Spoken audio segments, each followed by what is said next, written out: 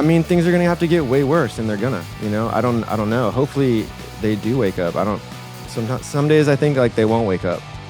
Some days I think America's a lost cause, and other days I'm like, oh yeah, we can do this.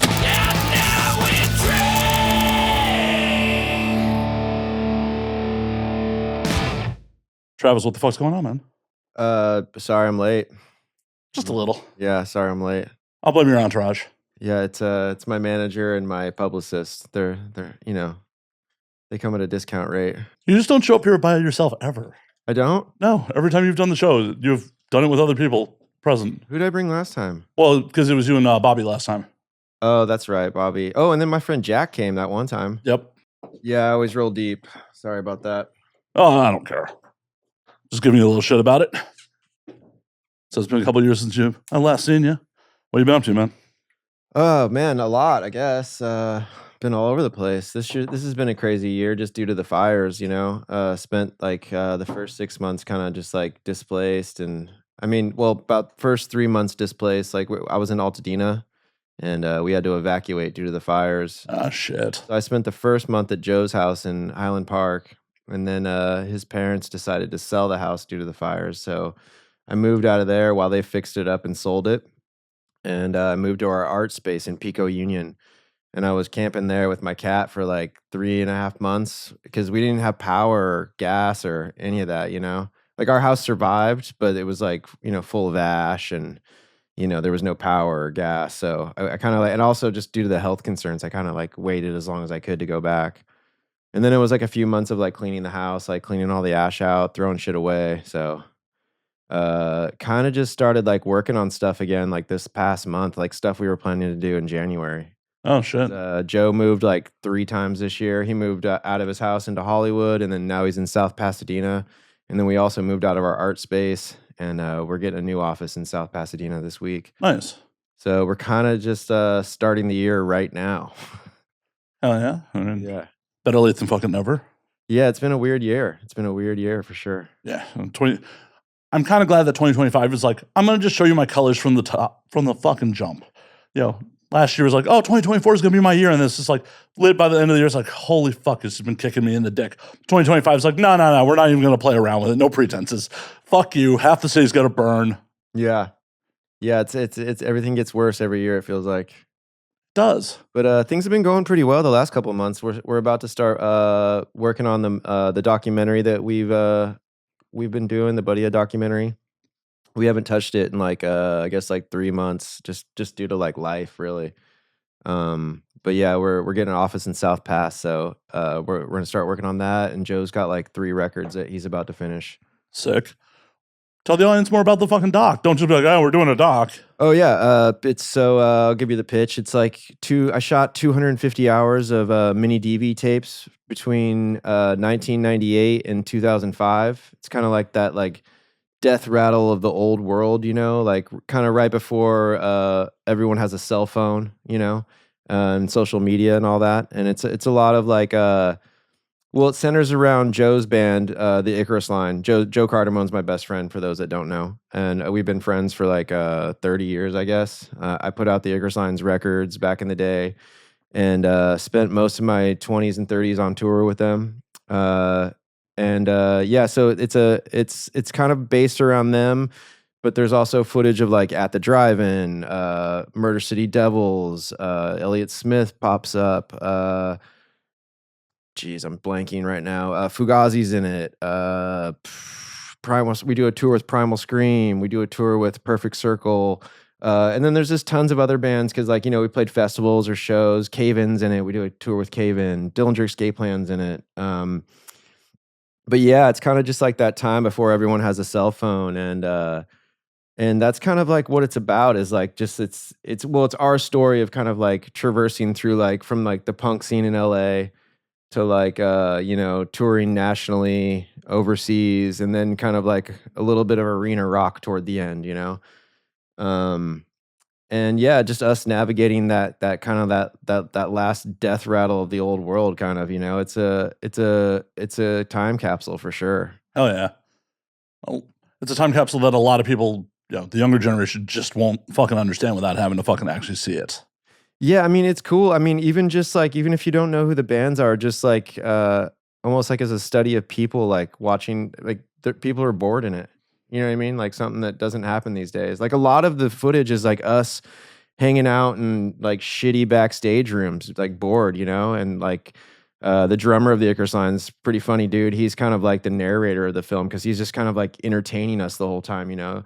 Um, but yeah, I mean, it's a different time for sure. But it's pretty cool. It's something I've wanted to do since I shot the footage. You know, in the footage, I'm like telling everyone like I'm making a movie. You know, and they're like, yeah, sure you are. You know, but I just didn't think it would take like 25 years to get her done. But you know, we really haven't been at the place where we could make it good. Like I think it's happening at the right time. Like it's actually going to be sick and you know, I think our filmmaking chops are up to speed now because we do a company called American Primitive. That's kind of like our uh what do you call it? Production company.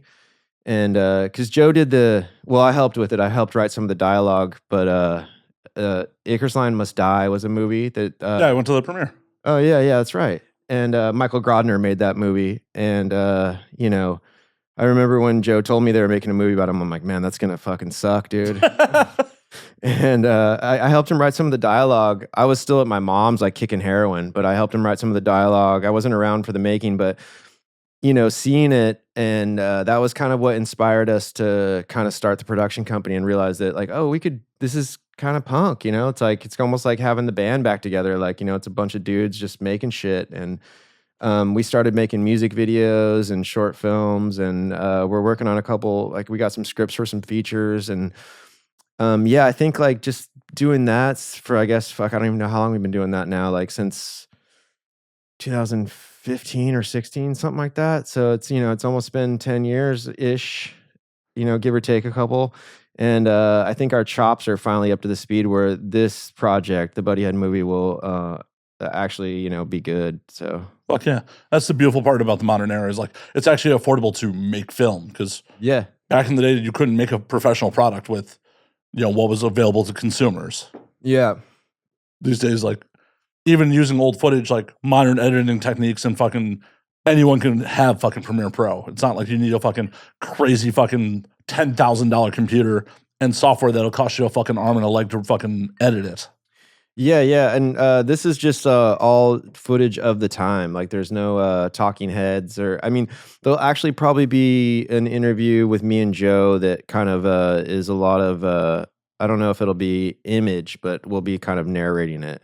Michael Grodner is actually going to interview us for that part. But for the most part, it's not like a normal doc where there's like, you know, Dave Grohl today talking about, you know, people old, everyone's, you know, young and looks cool. It's like, it's all footage of the time. It's almost like a fever dream, you know, like we don't want to take people out of that era, you know?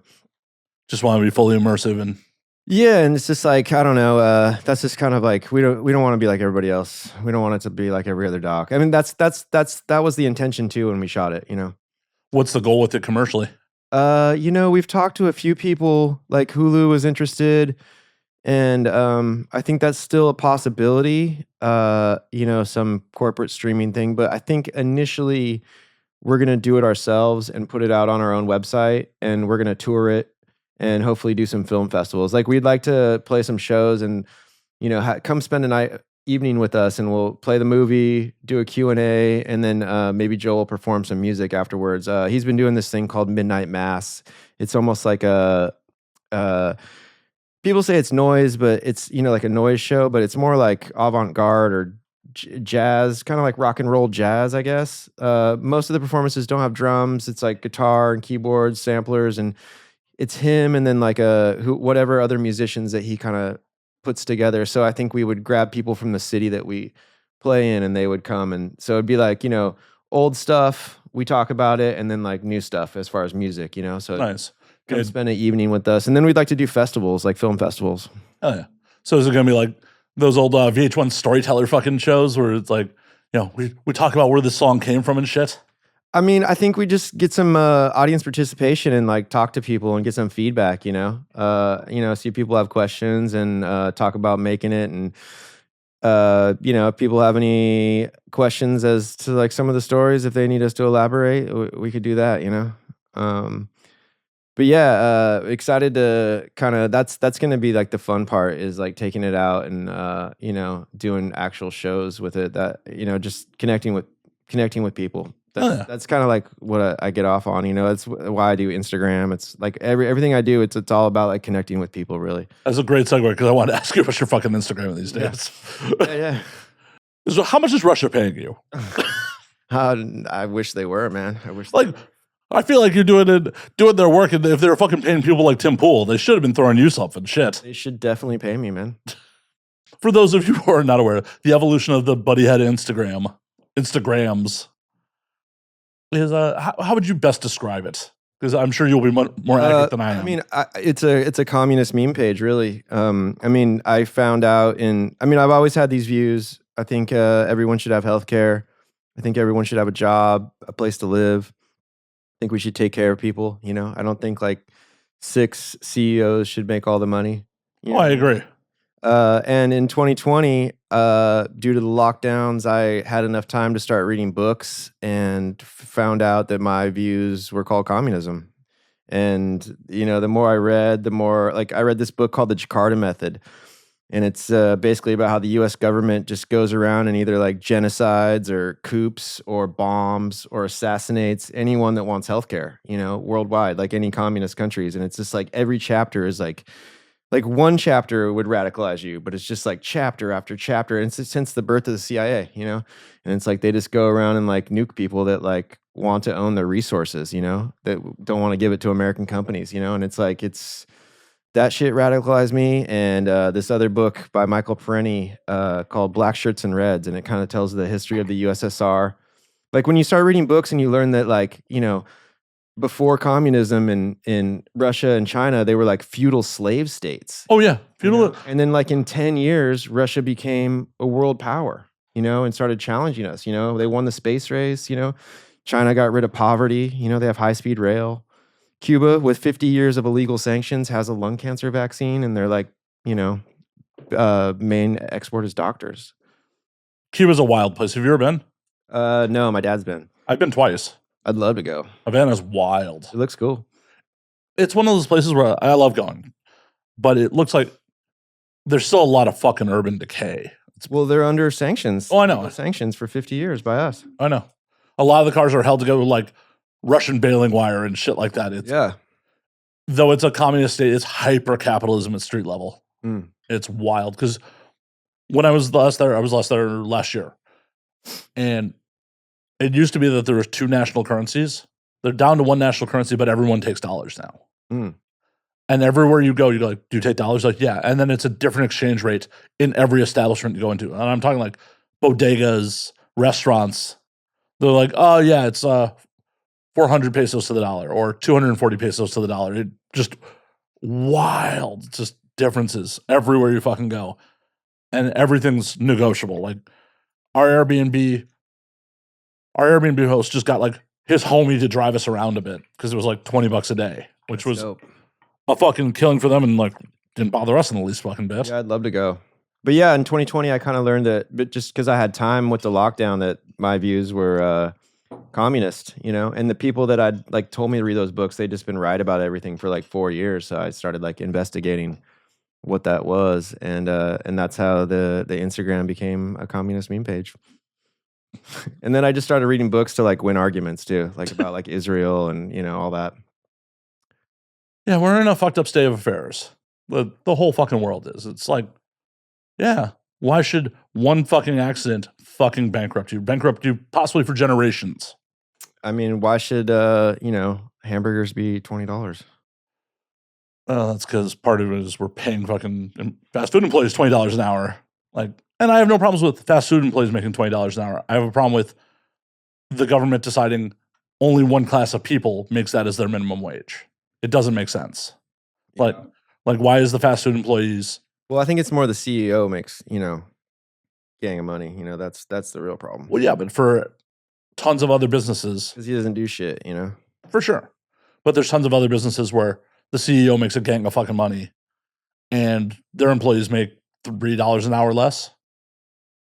Like the whole point of raising the minimum wage is to raise wages for everyone else, because if minimum wage pays so much, better, quote, better jobs have to pay more. Otherwise, dude, go get a minimum wage job. Minimum wage should be 69.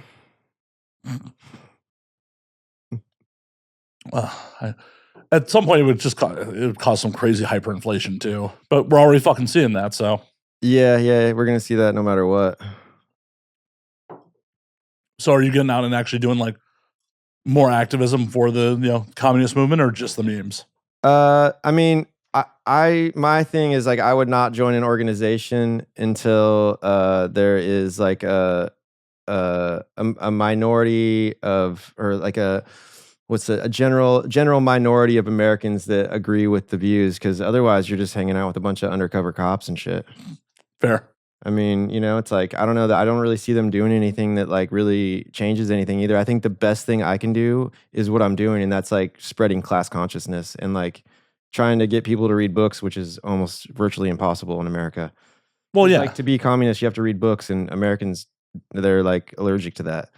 Well, because everything's fucking fast food consumerism. It's everyone's comfortable and lazy. Oh yeah, and I think that's like the best thing I can do at this point. I think that's where I'm most valuable. Like, I don't think holding up signs and getting arrested is really going to do much. It doesn't seem to be doing much. No. But what do you think is the tipping point that eventually brings America to actually do shit about? I mean, things are going to have to get way worse, and they're gonna. I don't know. Hopefully, they do wake up. Some days I think like they won't wake up. Some days I think America's a lost cause, and other days I'm like, oh yeah, we can do this. Well, if America ends up being a lost cause, where to? I mean, I don't know. Whoever will take me. Okay. I'd like to get traded to China. Let's go to. I mean, somewhere with a comparable weather, actually. Yeah, I don't know. I think we'll see some crazy shit in our lifetime, though. Oh yeah, I mean, we've already seen crazy shit in our fucking lifetime, and we're just kind of jaded to it. It's like fucking 4 years ago, someone's waving a fucking Confederate flag in Congress. Yeah, that shit didn't even happen during the Civil War. Yeah. It's fucking nuts.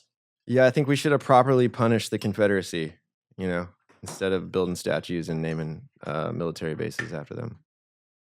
I think that's part of the reason why we are where we are. Yeah, unfortunately, no time machine to go back to the 1860s to fucking fix that shit. All we can do is move forward. Yeah. Hey, could I get another beer? Awesome. I knew I brought you guys for a reason. Thank you. I already pre-fucking decapped. Yeah, I know, with the teeth. But yeah, shit, man. It's like I'm amused as fuck by your Instagram, by the way. Like I share that shit like half the time. Like there's some where it's just like, that's not for my timeline. Like I don't disagree with it, but it's not for my timeline. Yeah, sometimes it's like, it's hard to be early on stuff. Like a lot of people, I've lost some friends over that stuff.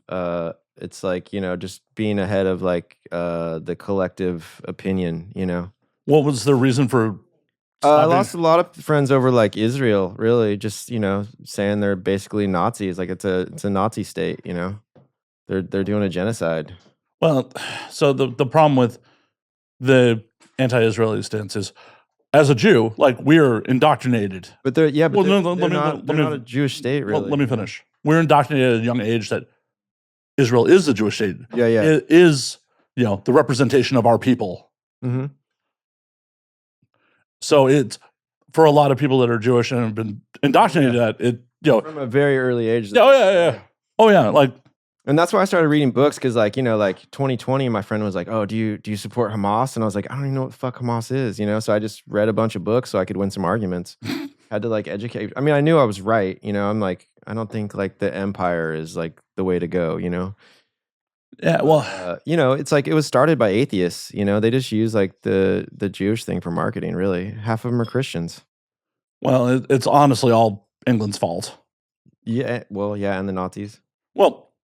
But the Zionist movement started in the UK. Yeah. And then post World War II, when they lied to all the people that sided with them against the Ottoman, or is that World War I? Sorry, at the end of World War I, when they betrayed all the people that sided with them in World War I against the Ottomans. Yeah. And then like between them and France, we're like, oh, we'll just carve up the Middle East as how we want it. The Rothschilds. They were like a big part of it. Is that conspiracy theory or is that real? No. There's like you can see a video where they like. Well, you can see a video for anything, man. No. I'm saying where one of them, I forget which one, but he's talking about how his grandpa like signed the doc. He was very influential in setting up the state of Israel through England. Yeah. Yeah. When part of the problem was once the original Israeli government bombed the British, they're like, yeah, fuck this, we're out. Yeah. It's one of those things where like you're a freedom fighter if you win, you're a terrorist if you lose. Yeah. Well, yeah, history is written by the victors, right? 100%. But Israel's done a great job of throughout the last 50, 60, 70 years of propagandizing like, no, we are the Jewish state. We are the Holocaust industry. So it's on one hand, like the concept of Israel, I think should exist. But it's a racist ideology. It's like, having like an ethno state. It's like Jim Crow shit. It's racist. We have ethno states all over the world, though. Like we're not. It doesn't make them good. Like was South Africa good? No. Yeah, it's the same thing. Well, yeah, having the apartheid part of Israel definitely not good. I mean, everyone should have equal rights. Yeah, that's my take. And I'm good with that. I'm absolutely good with that. But for the Jewish people to feel like they have a homeland where they're majority, as long as they're not oppressing other people, in theory, I don't have a problem with. I mean, everyone should have equal rights. That's the deal, and they don't in Israel. Well, yeah, for sure. And like theory versus practice are two separate fucking things. Yeah. I mean, they're basically doing what we did here to the Native Americans, which was also bad. I mean, that we've done to a lot of people. Yeah, we're the bad guys. Well, yeah, and there's history books that say like Nazi Germany took lessons from the Jim Crow laws and how we treated the Native Americans. Thought they were too extreme. They didn't quite go that far, and we funded them. Like George Bush Sr., the dude, or his grandpa, what's his name? Prescott Bush. Prescott Bush. He, helped Hitler rise to power. He funded him. We built their tanks, and then we only jumped in the last second because they threatened us economically. Well, actually, they declared war on us after Japan attacked us. So, right, but it's like fascist infighting. Yeah. Like the USSR actually won the war. Oh yeah, Communism is really the only cure for fascism. That's the only people that have ever beat fascism. Well, and they paid for it in fucking blood. Yeah, they've lost the most people for sure. Yeah, they lost like 20 million men. Mm-hmm. It's insane. Mm-hmm. Imagine losing the population of Southern California, because that's what that is. Yeah, it's crazy. Yeah, it's like every dude in California is just dead. Crazy. Well, the audience is like, yes, let's fucking do it. Sounds cool to me. Yeah. What else we got? Oh, well, I just wanted to catch up and see all what's going on in your world, man. Yeah. So I'm working on the movie, working on the Buddyhead film, and started writing a book that's kind of like a companion piece, and also like a photography book that they're both kind of like companion pieces to it. And that's kind of like, as far as like art projects, those are like the three that I'm working on. It's like the book, the photo book, and the movie. Kind of all get all the old shit out of the way so we can start focusing on more new stuff. Oh yeah. Get the nostalgia out of the way. But also I think it's a good story. Like I started writing the book. It's not good yet. But I've been spending an hour or two pretty much every day just trying to knock it out. And the reason I'm writing it is because this Valentine's Day was 11 years off heroin for me. And when I was out and on heroin, I was constantly trying to figure out how to get off of it. Like I wasn't like into being on heroin. I was just like addicted to it and like strung out, How'd that come about? Well, I mean, someone brought it over and I was bored, and I was everyone I ever looked up to as a kid did it, and I thought it was connected to creativity. And like let's go down the list, like Jim Morrison, Guns N' Roses, Nirvana, Rolling Stones, Alice in Chains, William Burroughs, like everybody, right? So it was like kind of the first time I was around it, and I did it, and then it was like, oh, this is no big deal. It's kind of like smoking weed, because I was just smoking it at first. It's like, it's kind of like smoking weed if it worked. I remember thinking that. And then 6 days later, I was like, oh fuck, I'm a junkie. Like and then I couldn't figure out how to kick it. But the whole time I was trying to figure it out, I was always looking for something to read that would like tell me the real deal, and the only stuff I could find was like either like Jesus freak shit or like stuff that like romanticized it, that would like, like Burroughs, like junkie, it's like makes it seem cool, which is dangerous. I feel like, it's like, but I think it's a good story. It's like I'm writing about moving to LA, meeting the Icarus Line, who were the Canker Sores then, kind of falling into the punk scene, kind of all that, touring with bands, touring with Nine Inch Nails, and then kind of everyone getting a Facebook page and MySpace, and the website kind of like, I was like touring with Nine Inch Nails, so I only updated it like once a year, and just the whole landscape of everything on the internet changed, and then heroin popped up, and kind of lost my way, and then never thought I would get off that shit. Honestly, thought it would be easier just to die. How long were you on it? About like 6 years, I guess, but like there was like bouts of I'd be like off it for like 4 months or whatever, and then I'd fuck up again. Like getting off of it was not like a linear process for me either. You know what I mean? Every time that I tried, I learned something, and yeah, about 6 years though, I would say. And then just like kind of like once I got off it, kind of like a rebirth, and kind of like trying to figure out who I was still, and reinventing myself, and that's kind of what the book is about. It's a little bit more in the movie. The movie's really only up to like 2005-ish. But yeah, I think it's like one of the reasons I survived. I think I have to tell that story because I think it's important to a lot of people. I mean, it's an epidemic, There's a lot of people fucked up on that shit. A lot of unhappy people and a lot of dope. Yeah. Still, from what I understand, relatively inexpensive. Yeah, I mean, I guess you can't even get heroin anymore. It's all fentanyl. But I remember the first time I turned down drugs, I was like, I'd been off it for like a year, and I was in Sacramento, and my buddy's like cousin was like, "You want to smoke some fentanyl?" And I was like, "I don't even know what that is, but I think I'm good," And it was like felt like very much a crossroads. It was like I got out right as fentanyl came in. Well, that's good because that fucking kills people. Yeah, for real, right? I mean, heroin kills people too, but like, I don't know. A little slower. I couldn't kill myself on it, dude. I kept waking up.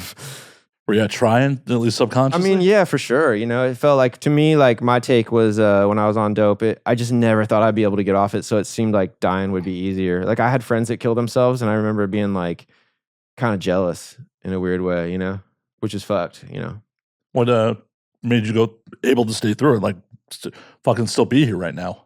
I mean, it was like I said, not a linear process. So it was like, tried tons of stuff, Eventually I took like a year off, and I got out of it. I thought getting out of LA was the answer.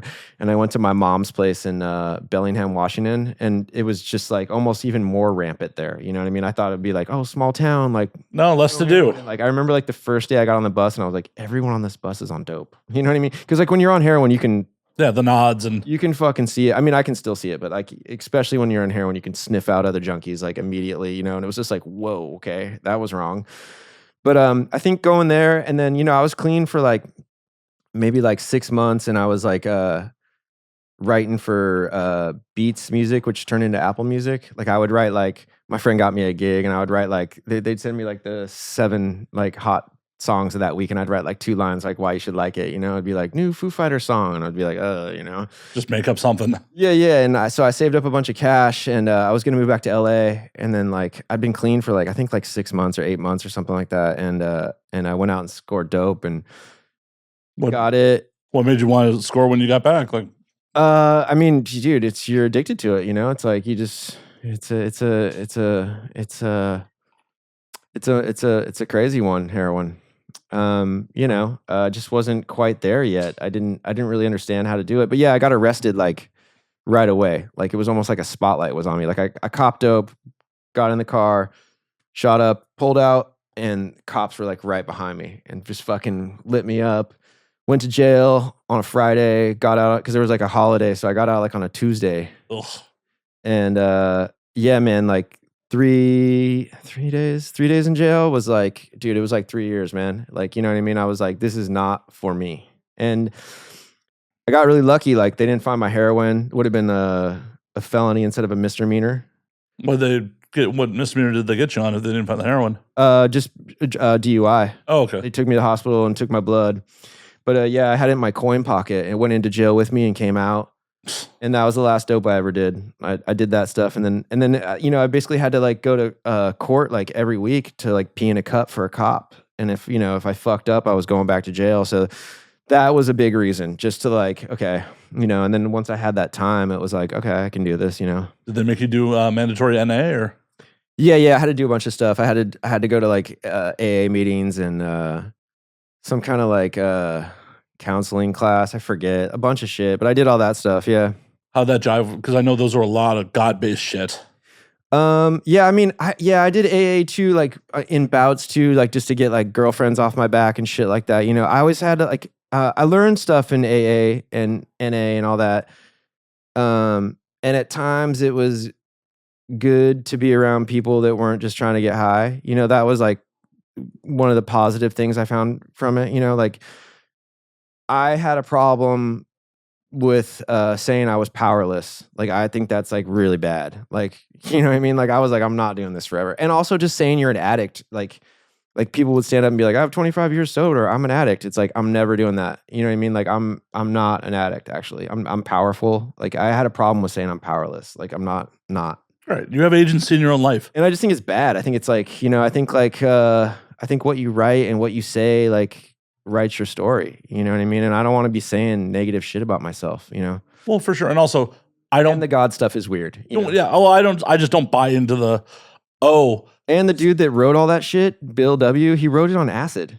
And they kept trying to tell me that I couldn't smoke weed and shit, and it's like, look, and also I'm not an alcoholic. Like, like everyone that does heroin properly becomes a junkie. You know what I mean? It's fucking heroin. It's not related to the other ones. Like, I just thought that was so stupid. And I think it's very dumb that they punish people for relapsing. Like, because it's like, for me, my story, getting off drugs was like not a linear thing. So it's like, people will fuck up and then they'll make them go to day one and they'll like kill themselves. You know what I mean? It's like, you know what I mean? Like they like kind of punish them. And I think that's dangerous. It is. Well, and you're also telling someone that like, oh, you have no control. It's a higher power. Yeah. That's controlling all this. Like, no, you have agency over your own fucking self. Yeah. And I don't know. There's a lot of positive things with it, but there's a lot of things that I think are kind of whack. Like, I hated that they told me there was one way. They were like, if you don't do this, you're gonna die or end up in jail. And I was like, watch me, dude. I'll like smoke weed and stay off heroin, and I did. I mean, there's never one way to do anything. Well, for sure. And also, don't they encourage coffee and cigarettes? Yeah, that's the other thing. Like, started smoking cigarettes in rehab. I mean, the whole fucking, I got problems with the whole recovery industry. It's fucked. It's like, it's all for profit. It's fucking whack. I mean, we should help addicts. It's like, it's a, you're taking advantage of people at their worst moment in life, and it's like, and then also like a lot of the people that are like teachers or whatever you want to call it, people that work in the facilities are people that have been off dope for like 6 months or like a year. You know what I mean? Like, they're still pretty crazy themselves, Yeah, it's kind of the blind leading the blind at that point. Yeah, a little bit, yeah. The whole industry is fucked. Oh, yeah, and for sure. And then you got mainstream America being like, oh, we shouldn't give people free methadone. It's like, yeah, I mean, people are suffering. I mean, I went into rehab and I just got worse, man. I went into a place called Cry Help in North Hollywood, and it's like I think it's Prop 28. Maybe I'm getting the number wrong, but it's basically like the proposition, like if you are going to do jail time, you can go to rehab instead. So it was like a ton of like gangsters and shit in there. And like, dude, I left with like 8 new drug dealer numbers and like realizing that I needed to start shooting dope instead of smoking it because it was just more economical and cooler, That's all I learned in rehab. It's like, I just got worse. I came out with like more contacts and... So almost like going to jail and becoming a better criminal when you come out. Kinda, yeah. Yeah, a little bit, yeah. It's fucking... crazy. How do we fix that fucking system? I mean, I don't know that we can. I mean, yeah, I don't have the answer to that. Any theories? I mean, whatever other countries are doing, Well, Portugal's decriminalizing everything. I think that's a move. Yeah, Portugal has like no junkies under like 50 or something. They say that because it's just like took all the fucking glamour out of it. You got to go to like a hospital and shoot up and shit, and there's no young people that do drugs over there. Well, and if you're caught with more than like a week's supply, you have to go to mandatory counseling and shit like that. Yeah, man, I think we should do all that stuff. I mean, other countries got it figured out. Some are not doing so great. For sure, yeah. But there's answers out there. Yeah. I mean, whatever we're doing is the opposite of that. We should do the opposite. Well, as long as we don't go the Philippines route where they're just fucking killing drug dealers and, junkies. Yeah, that's gnarly. Yeah, that was... Caning them? No, I mean, they're just shooting them in the street. Oh, wow. Like, under Duarte, like, I guess 2 presidents ago, there was a term where the cops would encourage you to, resist arrest so they had an excuse to shoot you if you were a suspected drug dealer. Whoa. Yeah, it's There we go. It's fucking gnarly. So it could be a lot worse. Yeah, it can always be worse for sure. Yeah, we may see it. We probably will. Which I don't understand why so many people are obsessed with what other fucking people do with their bodies. Yeah, right? Like, you want to be addicted to fucking heroin? Not saying you should, but if you want to and you're not negatively affecting anyone else, it's your fucking body, it's your life. Do whatever the fuck you want. Yeah, I mean, education plays a big role, and that's like a lot of our country's problems is a lack of education, And we want to just keep defunding schools, making it harder and harder for people to be even wanting to be fucking teachers. Mm-hmm. Like, why in 2025 would anyone sign up to be a fucking school teacher? Yeah, it seems rough. Seems like a rough gig, man. Yeah, you deal with people from all walks of life, broken fucking homes for no fucking money. And just dealing with parents seems like bad. Yeah. Seems like it would suck. Well, especially in how low accountability our society is these days. Yeah, right. Yeah. Like, no, little Timmy couldn't have been the fucking problem. You're obviously the fucking problem. They'd be after me for teaching communism, dude. Marxism. Not if it was the history class, at higher levels of education. I don't think you can teach it here, can you? I mean, private university can teach whatever the fuck they want. I don't know. Maybe if you call it a Russian history course. History of USSR? Oh, I mean, Russian history in general is just fucking wild because I'll fall down rabbit holes on that shit. Mm. It's just like Tsarist Russia was a fucked up place. Yeah. Mm-hmm. It was a super fucked up place. And then, it's not like this smoothly went into communism. I mean, it's never smooth. Revolutions are gnarly. Yeah. Well, and it's like there was the royalists, various factions of the Communist Party, other revolutionaries. Yeah. And hell, same with Cuba. It's like it's always like that. It's like it's never smooth. There's always counter revolutionaries. You gotta get your hands bloody sometimes. Yeah. I just don't think it'll ever actually come to pass in modern America. I have my doubts. Yeah, I go back and forth.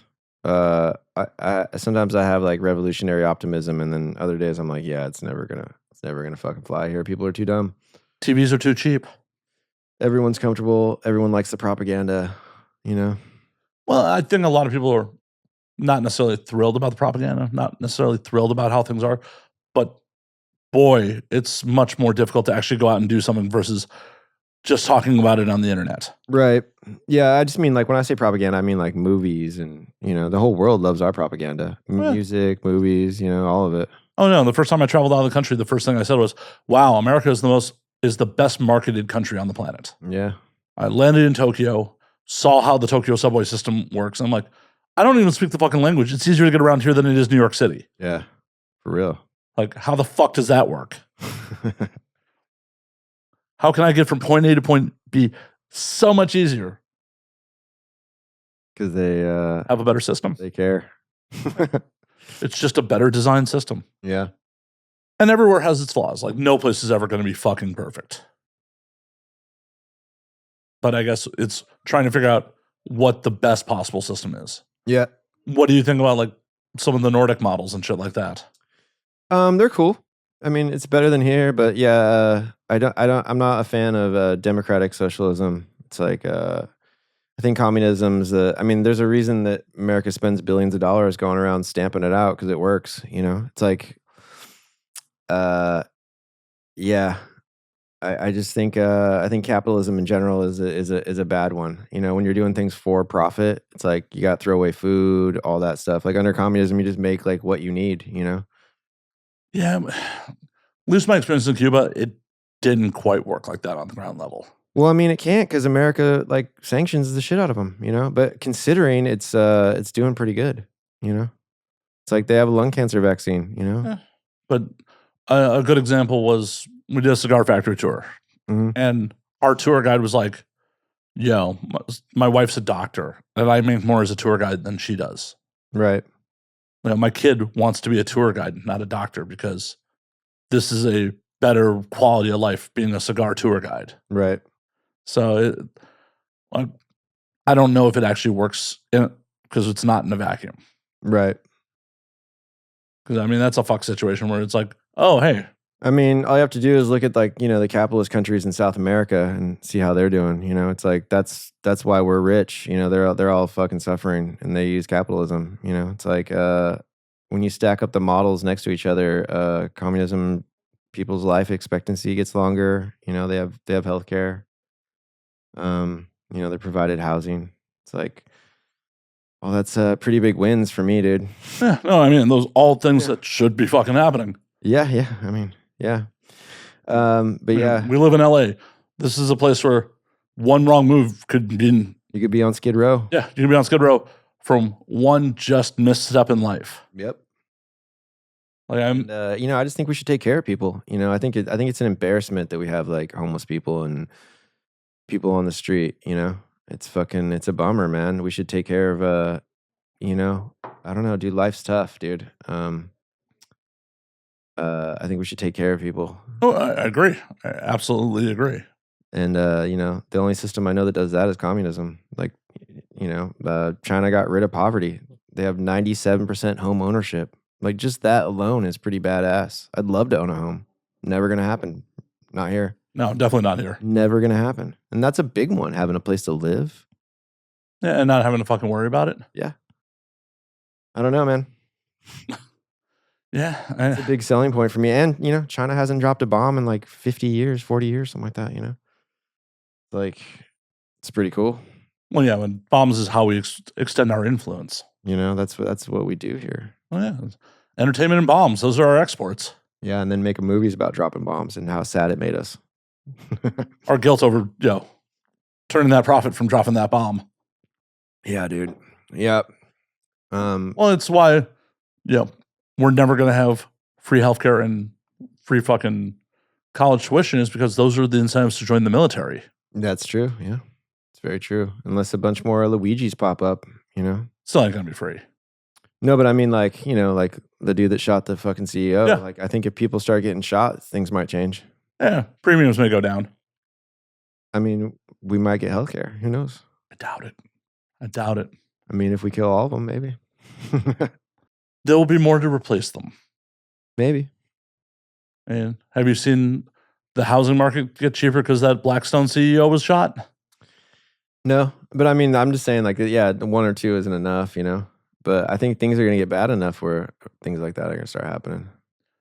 See, the problem is I think a lot of it is going to be, it's going to get bad and then fucking violence is going to be propagated against the wrong people. Like, desperate people are just going to do desperate things against targets of opportunity. Yeah. For the most part, the billionaires are not walking around unescorted on New York City streets. Yeah. You and I are just walking around Hollywood at times, and if someone looks desperate enough, we look like a target. I know. We got to organize. We got to find out where they are walking around. They're walking around somewhere. Well, yeah, with security details. I mean, I saw that video of Peter Thiel. He's just like walking around in like Sweden the other day, you know, a couple months ago, getting harassed. I was like, no security.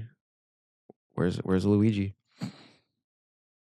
Do you ever worry about, the government fucking coming after you for expressing these views? No, not really.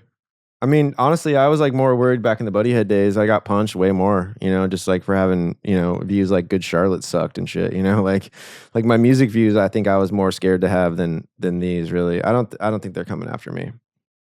But I do think it's important for dudes that like look like me, like, that have platforms to say things like this. Cause I think a lot of people, that follow me, wouldn't hear the things that I'm saying if they came from the people that I'm reposting. Cause a lot of them are black or indigenous or, you know what I mean? And it's like, they need someone that's either like a white dude like me to say it, or that's just like into punk rock, or you know what I mean. That's like, oh, you say One of us. You know what I mean? It's like it goes a long ways, and I think that's an important thing for if you do have. I mean, I've had a platform like majority of my adult life, so I think it's important to say things like that, because I don't think there's really anything more important than that. Yeah, I mean, that's the dumb part about humanity is like in 2025, there's still fucking some innate tribalism that just people fall into. It's just like, the fuck. Yeah, I mean, it's just baked into a lot of people. They don't even realize it. But I do notice it though. Like, and I and that's why I do it. Like when I go out and I meet people in real life that like follow me, it's cool because they'll be like, oh, you radicalize me, and it used to be like, oh, you turned me on to spiritualizing Black Flag, and that was cool too. But now it's like, oh, you radicalize me into like reading these books and stuff, and that's fucking cool. I mean, that you radicalize them into reading, period. Yeah, I mean, because a lot of times it feels crazy to say a lot of this shit online, and like, but when I meet people, like I went to a show the other night in Boyle Heights, and this cumbia show, I guess it was like a month ago now, the other night.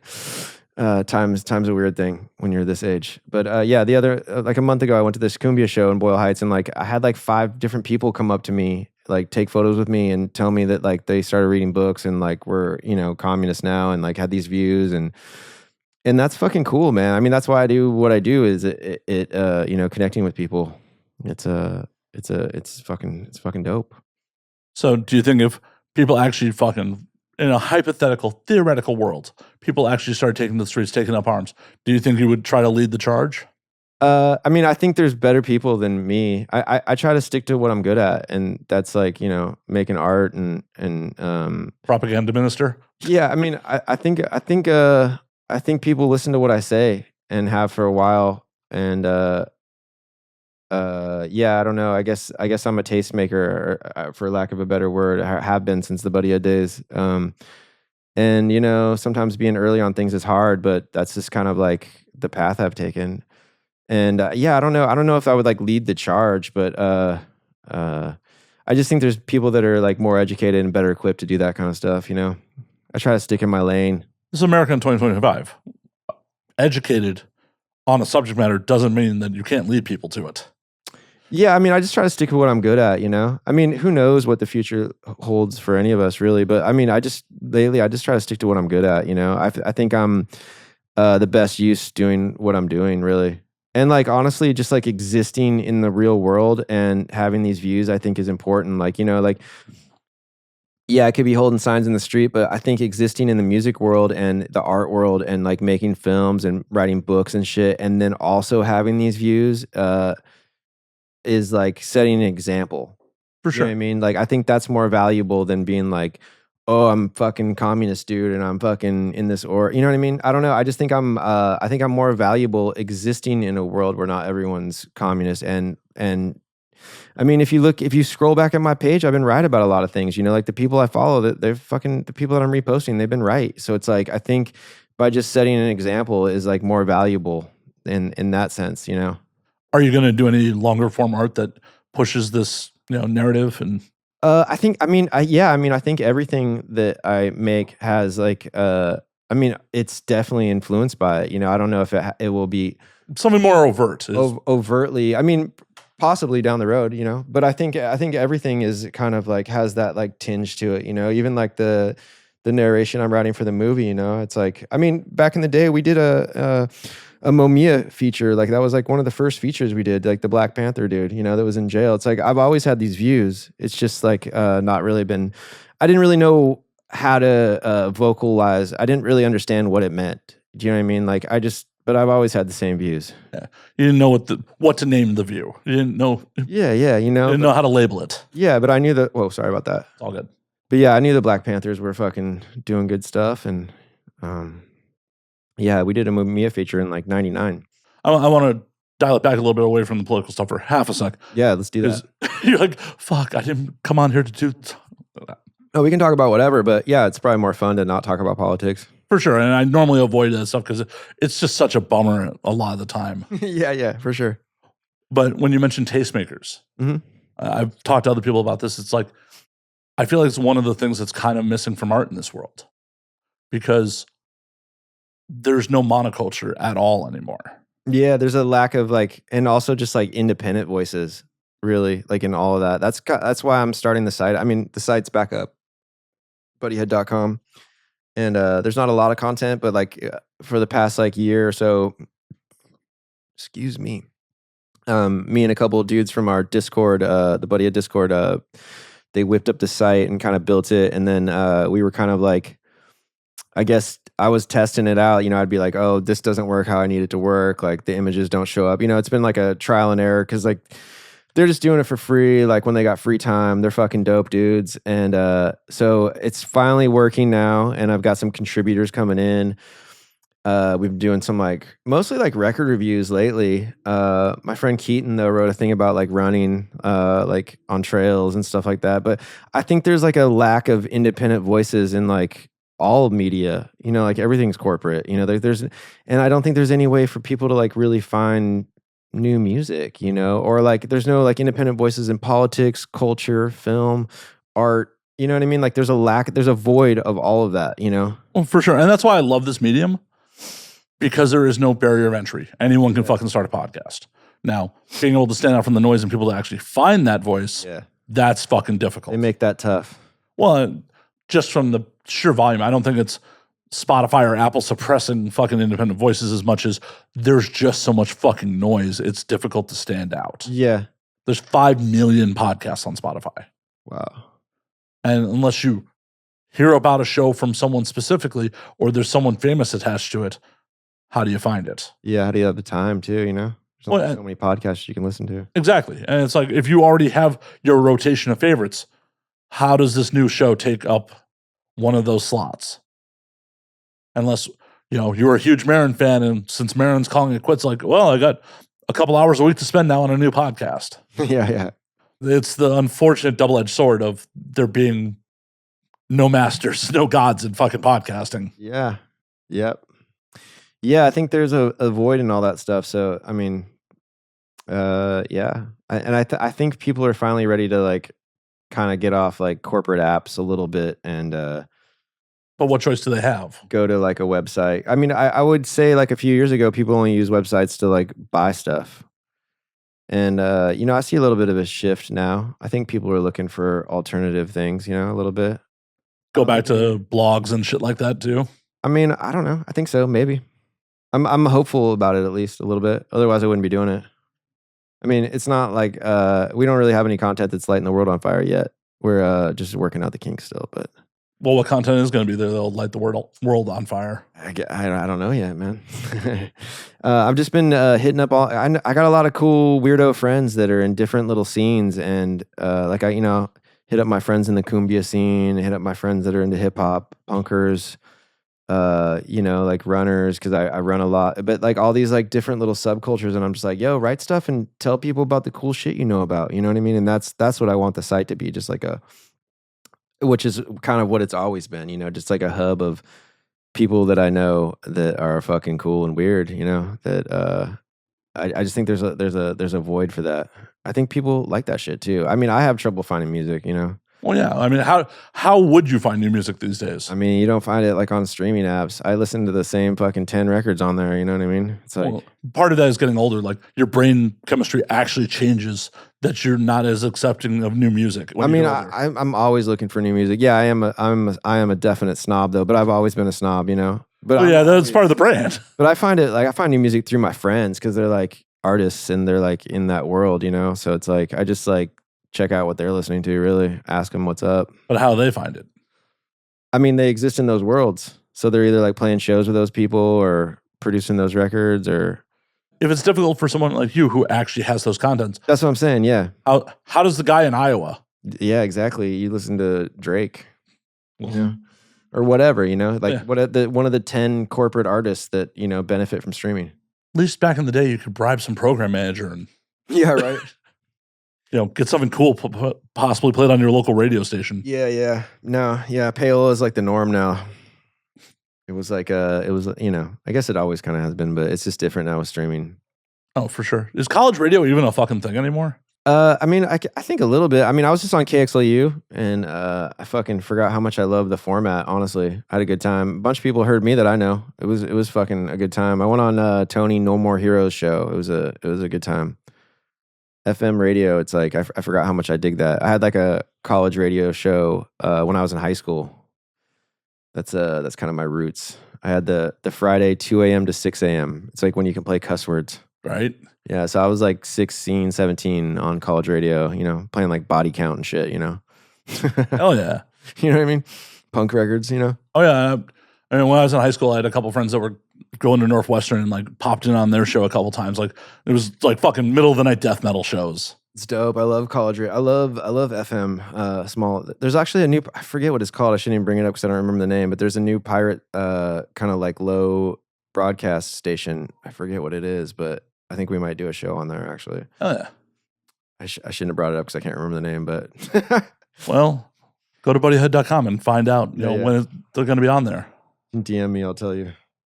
And it's wait till they close the door. Hey, can I grab another beer? Oh, of course. Is that cool? Oh yeah. Can I get up and get it? Yeah. Speaking of new music, we should Yeah. We'll get back to new music. we should plug my manager's band, iFlood. Okay. Yeah. We just screen printed these at my house actually, or I didn't actually. I can't take credit for it, but they screen printed them, and she's doing a performance. What day? September 6th in Berlin. Yeah, Nice. which is where she's staying right now. Yeah, they actually did it. She did a show at our art space, Los Angeles, Nice. which was in Pico Union. We had it there for like a year and a half. We moved out a couple months ago. It's over. R.I.P. But yeah, we did that for like the last year too. Nice.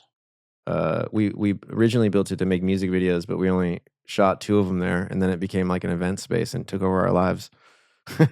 Being a promoter's hard. Shit. Yeah, it was hard. It was good. I wouldn't trade it for anything though, but I was kind of like relieved it's over. It was sad. It was bittersweet, but it was also like a relief because I kind of get my life back. Work-life balance is important. So I've been told. And I don't actually live that life, but hence why I missed every fucking show you've invited me out to. Yeah, what's up with that? I work too fucking much. I know. It's hard. There's too many things going on too. Well, I wasn't blowing off your things for anything that besides things that make me money so I could pay my fucking bills. Yeah, I got you. Like, wasn't like, oh, hey, I'm going to go to do the cool Hollywood thing and go to the more popular thing. It was more, oh, do I want to eat this week? Go to Travis's thing, make my dinner and food. As you can tell by my weight, I like food. Yeah. We all like food. Food's great. It is. Well, it keeps me here. Could you imagine just eating like the fucking Dutch and just, everything being bland? Yeah, the Dutch have weird food, huh? Yeah, was not a fan in Amsterdam. Not a fan at all. Yeah, they got weird food. Sorry, Dutch. Please don't come for me on this. You can cover me. Hit me with their bicycles, obviously. Yeah. They tried to run me over multiple fucking times. Worst things that could have happened. But before you ran to the bathroom, we were talking about, discovering new music and how difficult that fucking is in 2025. Yeah, it is. Yeah, I think it's a problem, I mean, I'm like surrounded by artists and musicians. Like most of my friends are one of those, some form of that. And I still feel like it's hard to discover new artists, It's like the way the internet's set up now, it doesn't really work for that, Do you think SoundCloud was good for that for a little while there? I guess for some people, I never really like discovered a lot on SoundCloud myself. That wasn't like, but I mean, obviously, like that was like a whole scene. So for some people, for sure, yeah. How do we cultivate a scene like that again? For maybe other kinds of music besides mumble rap. I mean, I don't really know, man. All I know is how to like do my stuff, and that's why I'm trying to do Buddyhead again. It's like I think it's important for there to be like independent voices. Like I came from like the punk rock scene where there was like zines and everyone was. You were kind of like encouraged to like have a voice, it was like pre-internet, but like, people made zines and shit, like everyone did. And that's kind of like the world I come from. And so I'm kind of a firm believer in that. Like, and that's kind of like what Buddyhead stems from is like, that's kind of why I'm doing it again. I think there's just like a lack of you know, just non-corporate bullshit, you know? Yeah, and I also think like we need to make spaces like there were in those days where like you might just pop into a space where there's live music, not knowing what bands are fucking playing because it was just a cool place to hang out, Yeah. and you discover music because it just happened to be on in the place you were going to hang out in anyways. Yeah, exactly. I miss that, like, having to go out to discover music. Like, that was, when I first moved to LA, like, I fell in with these kids that ended up being the Icarus Line or whatever, my friend Joe, and they were like, teenagers, but I was just enamored with them because they were like I met them, they were on tour on break from high school and came through my town in Idaho. And they were like, had a 7-inch out. They were like 16. They had a 7-inch out on label, were touring in a van. You know what I mean? They were like no parents, just like out on the road. I was like, these guys are doing shit. And then when I came to LA, they were like, booking shows. Joe worked at a record label where he would like use their landline to like book all his tours, and he was like trying to get bands signed. Like he got like At the Drive-In signed to like Fearless Records and shit. He used to work there. He used to work at Revelation. And they were like, promoting shows, they were booking shows. A lot of the shows they would put their own band on. And so like every night we were like, they would come pick me up and take me out to see some amazing band. Like the first night I was in LA, I saw At the Drive-In play to like 7 people in a record store in Pasadena. That's amazing. And then I saw Carp from Olympia, who was on K Records, Kill Rock Stars, one of those. And same thing, like amazing. You know what I mean? I just kind of like fell into this world. And like even the nights we didn't like go to see bands, like we'd be like flyering other shows, like we'd go hit other shows. And there was just always like this discovery, you know what I mean? Like you had to go out to find art and to like meet people. I don't know. It's like I miss those days for sure. Well, for sure. And it got lazy. Like even towards the mid 2000s when I was running my small fucking label, my artists trying to get them to go fucking flyer was like pulling teeth. They're like, well, we'll just promote it on MySpace. Like, no, man, you have to actually go out and flyer. You're just promoting to the fucking echo chamber on your MySpace page. Yeah, I mean, I try to do that. Like whenever we do shows too, I think it goes a long ways even today. Is like, I mean, just personally inviting people or like, doing posters or flyering. I think that goes a long ways just because also no one does it anymore. Well, on top of it, if you do a rad flyer, that's some rad, like one of a kind fucking art. Yeah, I love like putting them up too because you'll see them like fucking. I mean, dude, we did this show on my birthday a couple years ago, and I saw the posters we put up for like 2 years. It was sick. You know what I mean? I just love that shit. It feels good. Yeah, it's the way it should be. I don't know if that makes us fucking dinosaurs, but I don't think so. I just think it's real shit. I mean, maybe it does. I don't really care. I can only be me. Fair enough. I mean, it's just one of those things, man. Like promoting music in the modern age of like, oh well, we just gotta make something viral and get likes. It's like, I don't think it has the same fucking impact. No, it doesn't. I mean, and also just like they don't really let you promote yourself on those apps. Like whenever I like drop a flyer for a show, it gets like 15 likes and I've got like 106,000 followers. You know what I mean? They just like, anytime I try to promote myself, they just like shut it down. And that's what I mean. Like when I said earlier, like they make it hard to be an artist because it's like all the apps, like if you try to like promote your own art, they just like shut it down. Well, yeah, they don't want you leaving the app and going to see you in person. And they hate artists. Well, that too. Unless they're owned by their corporation, really, I think. That's my conspiracy theory.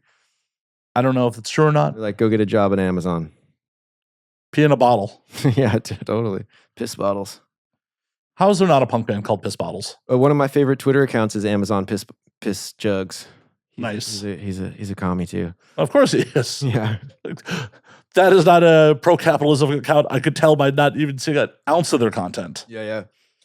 Oh, also, I gave you these stickers here. I should say if anyone wants some Buddyhead stickers, I have like about 700 of them showing up this week. And if you just DM me your address and your full name, and if you can hook me up with postage, that's dope. But otherwise, I got you. Like, if you can send me postage as well, that's cool. But I will send them to you because it's marketing you can't pay for. Yeah. No. Stick them somewhere cool. Hell yeah. I sent a bunch out last week, which is great because then they tag me and it's like, oh shit, they're going to fucking Boston. Here we go, Right? And nothing's more fun than rolling into a random bar in a random city and seeing like my friends' fucking stickers. Because a couple of my friends' brands, it's like, the fuck? What the? I love it. I love stickering's like one of my favorite. I feel like that's one of the ways Buddy got big back in the day. It's like we would go on tour and just hit every club. Yeah, it's so fun. I love it. Some fucking random punk rock bathroom, just boom. Yeah, everywhere. I mean, we met Shepard Fairey early on, and that was like, we saw him doing that shit, and that's kind of how he blew up. And he's actually producing our movie too. Actually, he's one of the producers on our movie. Fuck yeah. He's been a friend for almost 30 years now. That's rare. I feel like that's rare in the shit too. Like people being, at least in my artistic endeavors, people fucking don't stick around. Yeah. I mean, I think maybe that's just because I spend so much fucking time in porn, and people's shelf life in porn is fucking short at times. Yeah, I bet. You know, in my 15 years in, fucking the amount of people that have been come and gone, it's insane. Come and gone. Unintentional.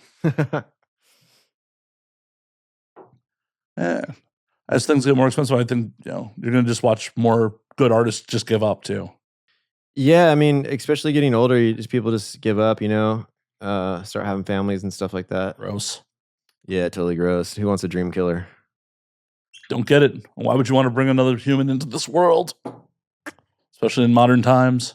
Yeah, I'm not into it. I'm anti-child.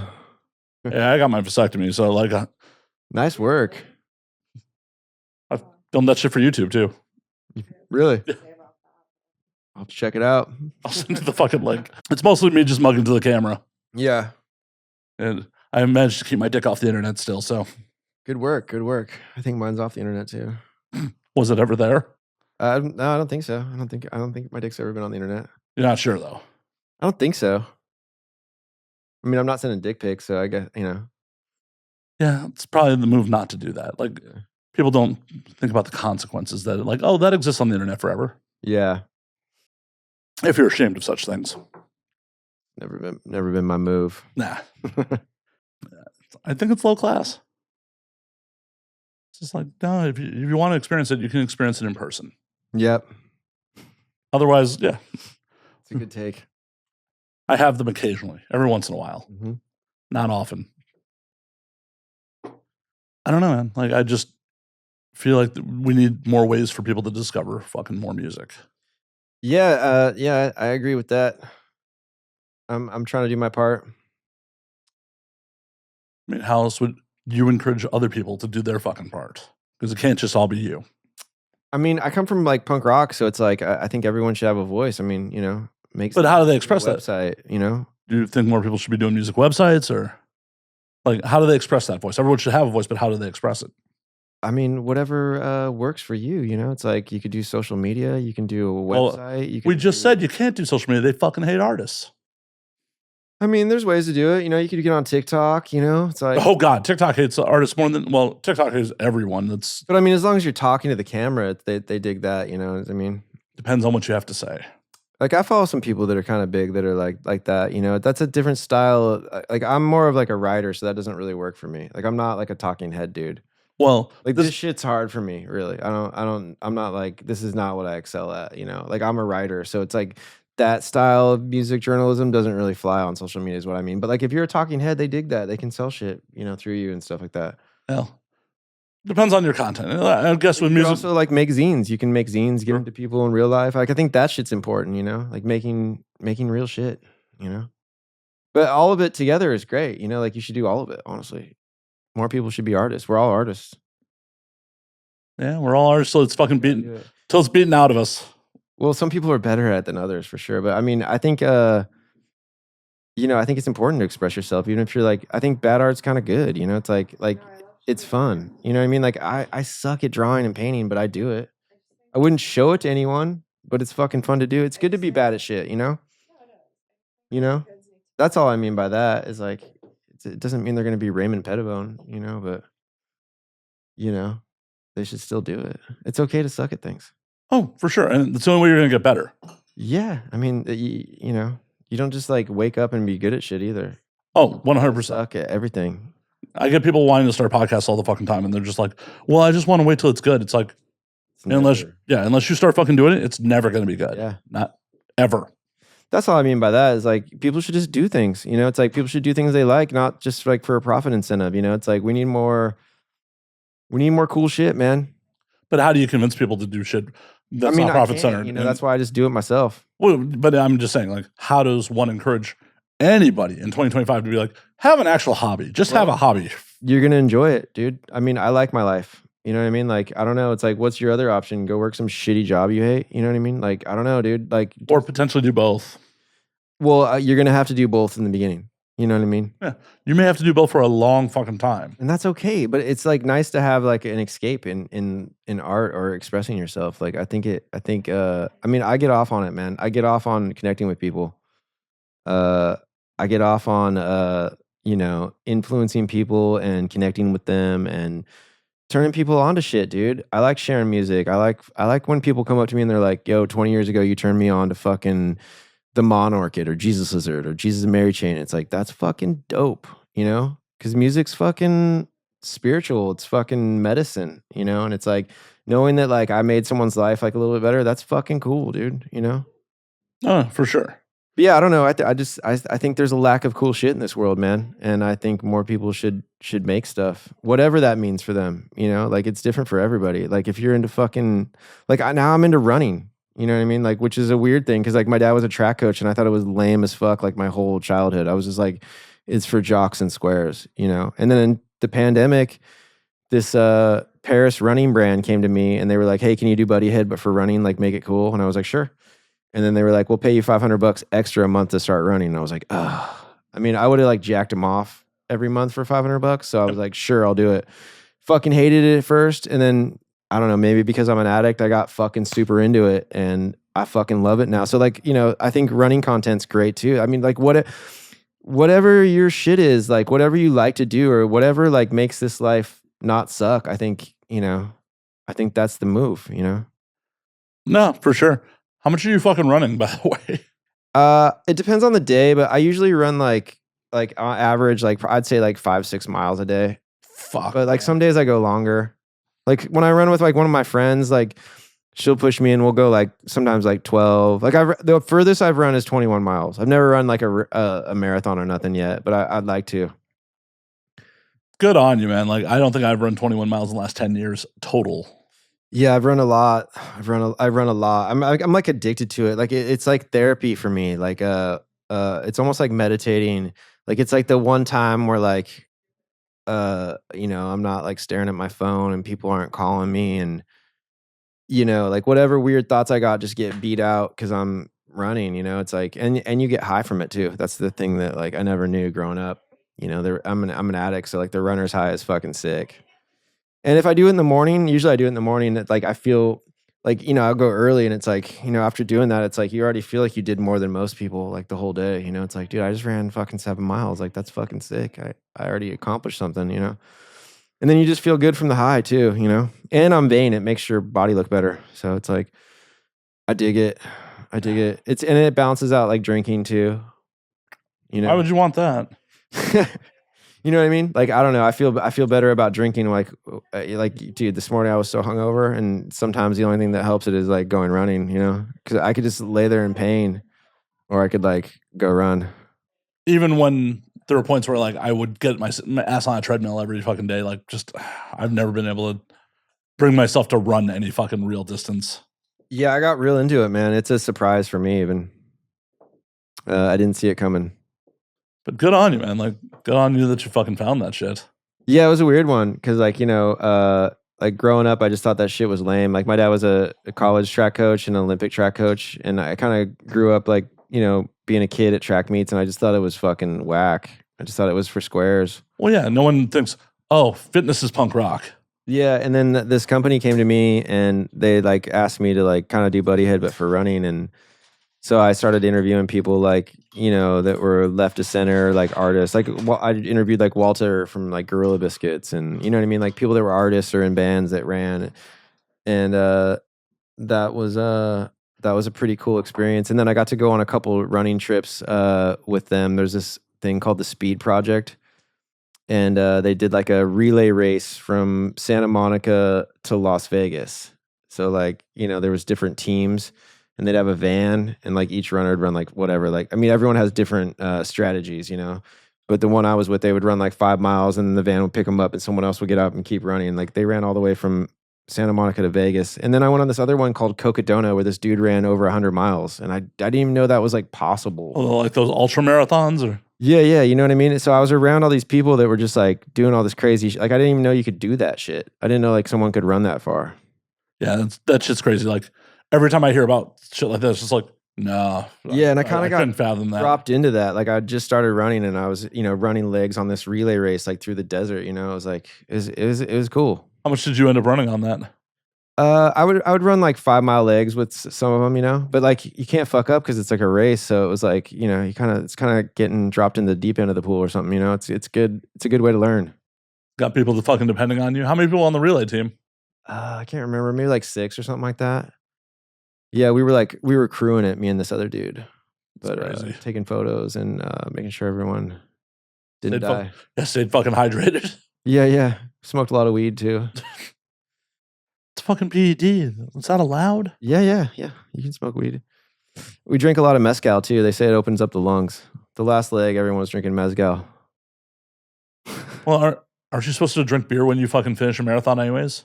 Yeah, I mean, I drink a lot when I run. Like sometimes I'll run to liquor stores and shit. Like I'll like pound a couple beers and then run home. Makes it easier. Honestly, it's like the first thing you burn off to when you're running. Well, for sure, and like beer actually has calories, which helps more than just fucking water. Yeah, if I'm like, because I have trouble taking days off because I'm an overdoer, So like, because I really like it, and sometimes like when I'm really hurting or I haven't taken a day off, like beer just nukes all the pain, kind of turns my brain off just enough to, like 2 beers, it's like perfect. Well, I'm glad you fucking discovered that shit, man. Like yeah, it's a weird one for me. I guess I'm becoming my dad a little bit, That terrify you at all? Yeah, it sucks, dude. Yeah, I hate it.